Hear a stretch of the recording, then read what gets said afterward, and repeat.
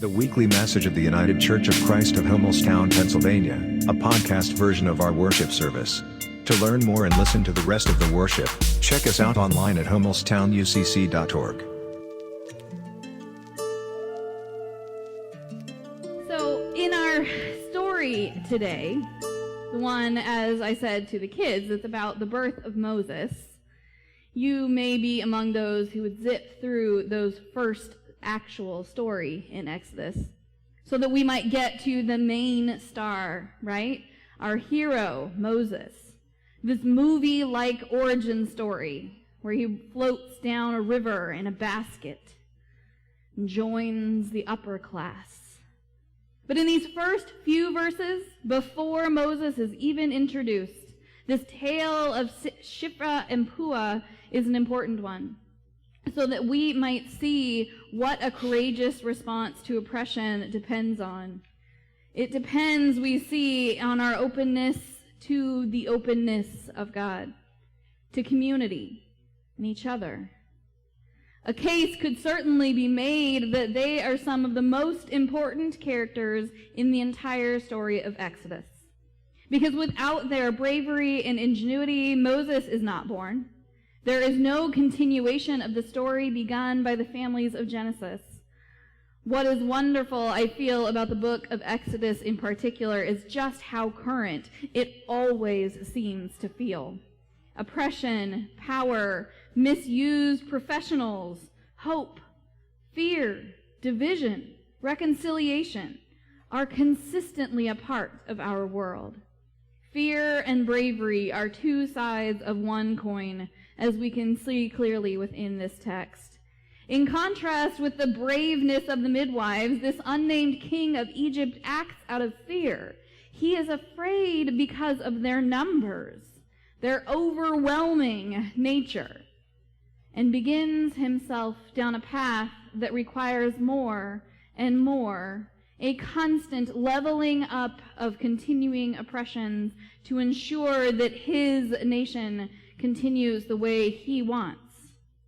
And so he assigns hard work. And then through the midwives and their attempt at control, and then through open genocide. He might not be saying they're taking our jobs, but if you listen clearly through the text, that sentiment is there, and one that is too well known in our own nation, in our own time. During Bible study this week, we spoke about how long it might have been since the time of Joseph, when he was able to protect and guide the Israelites to a place of necessity within the Egyptian system.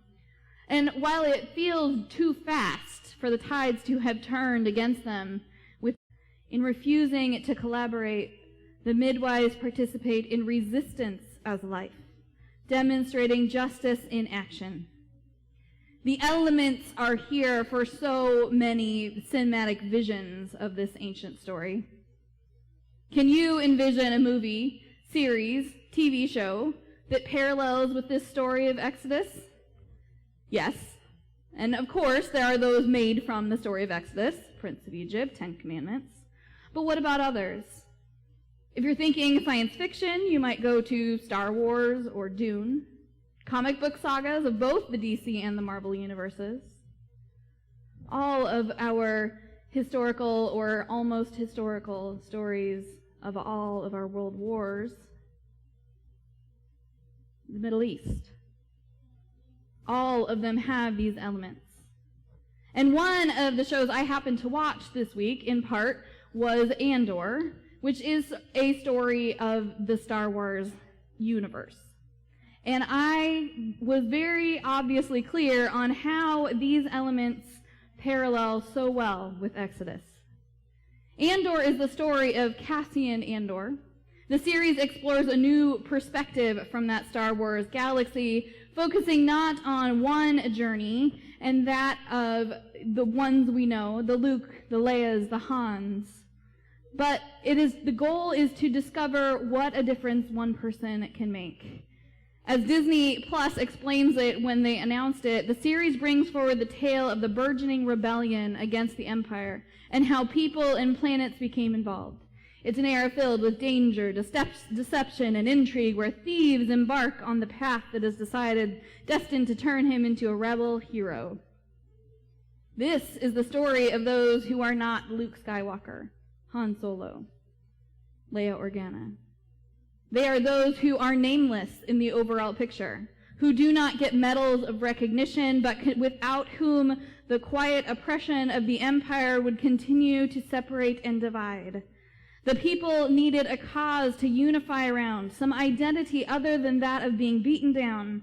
And in those who would start the rebellion that heaped up oppression on oppression is what will galvanize them into a force.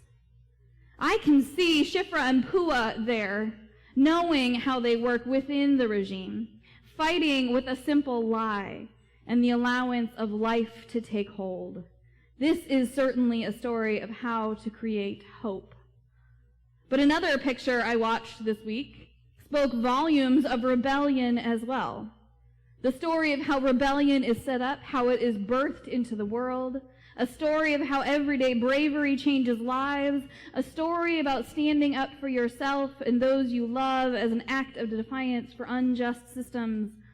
A movie which at the time might not have felt like it had much to do with Exodus or Moses or even these midwives, Shipra and Pua. So hear this synopsis. As middle schooler Emily Elizabeth struggles to fit in at home and at school, she discovers a small red puppy who was destined to become her best friend.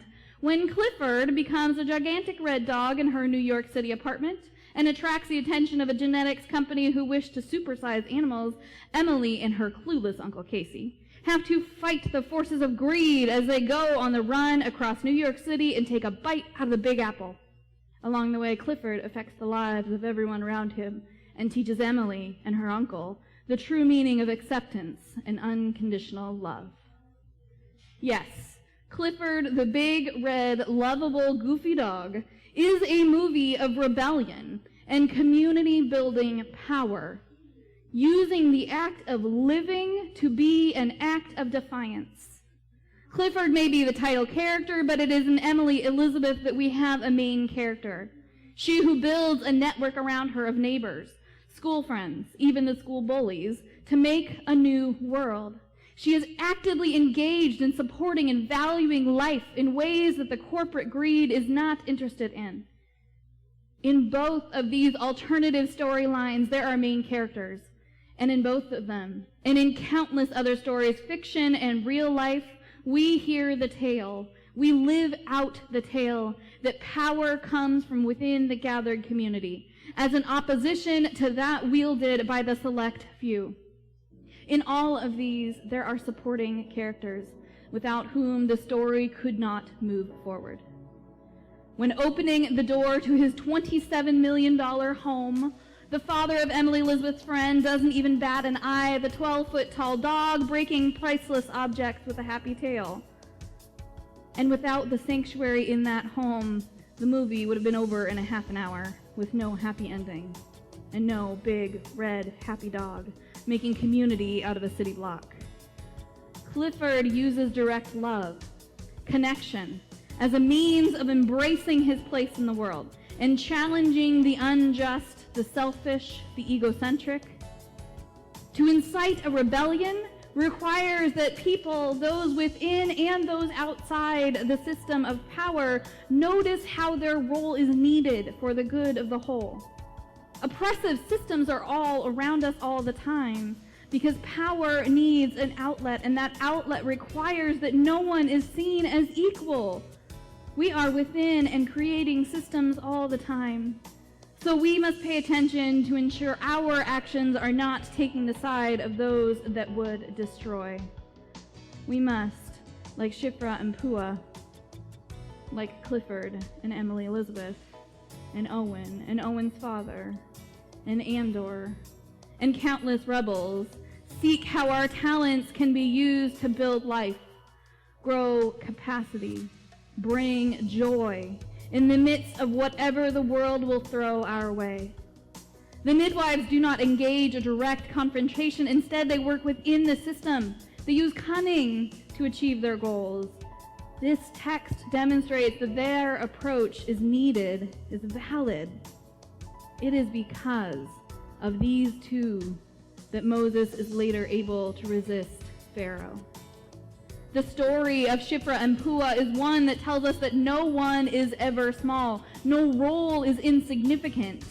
We may be our own main characters in our lives, but at the same time, we are also the supporting characters necessary for each and every person we impact on the way. We could look through the lens of Exodus at countless movies, shows, video games, and see the same elements being lived out again and again. When we are faced with oppression, our cultural markers, our faith stories unequivocally point us to the same path. Do the most good you can. Make a difference.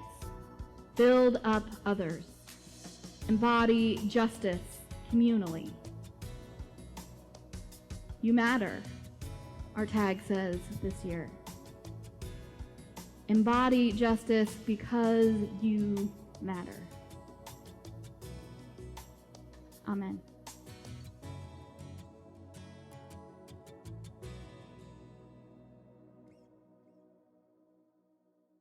This has been the weekly worship from the United Church of Christ of Hummelstown. No matter who you are, or where you are, on life's journey, you are welcome here. Join us online or in person, at 104 East Main Street in Hummelstown, Sundays at 10:30 a.m. Thank you for listening today. We look forward to your fellowship.